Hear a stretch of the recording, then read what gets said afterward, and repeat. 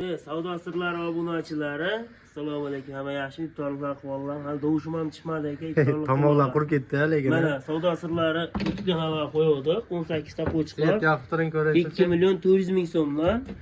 Sirdaryoga sotildi hammasi 2 million 400 ming. Sirdaryoga ketdi. Sirdaryoga ketdi.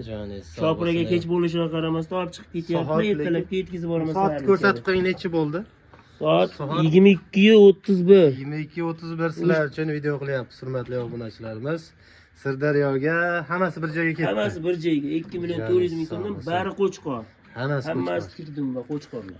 Bichalar yaxshi, hali chiqaruvdi-ya lekin. Garantiya dedim, sinab ko'rib olishaveradi. Joningiz sog' bo'lsin. Xudo xolsa, like bosib, obuna bo'lib turishaversin, ha. Obuna bo'lib, like, kommentariya. Arzon chiqarishni davom etaverasiz. Aka, savdo sirlariga obuna olib qo'ysin. Bundan ham arzonlatib beramiz. Zo'r chiroyli. Dastlabki qilib yetkazib ham beramiz. Garantiya ham beramiz. Sog' bo'lsin. Hurmatli obunachilarimiz. Vaksinalarni qilib Sizlar uchun vaksinalarni qilib, dastlabkilarni qilib, chiroyli qilib yetkazib beradilar Ulug'bek ukamiz. Nima deydi?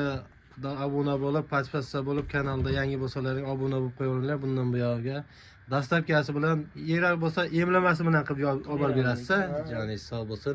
Hurmatli obunachilarimiz, sizlar uchun sozgina mana yuklab Shopiragamiz olib ketyaptilar. Sirdaryoga ketyapsizmi?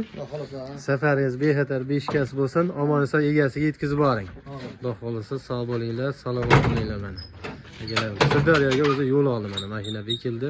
Xudo xolasa ertaga yetib boradi. Hojijonimlar men duo qiladilar. Ko'p sog'lasin, ko'p panohida sizni sog'lasin. O'ynab kulib bexatar bizga topshirdi. Joningiz sog' bo'lsin. Hammalar. Oq yo'l Shopiraga. Sog' bo'ling. Sog' bo'ling. Hurmatli obunachilar, ketdi Ulug'bek. Optimchiga aloqaga chiqaverasizlar. optim jeydi. Faqat Joningiz sog' bo'lsin.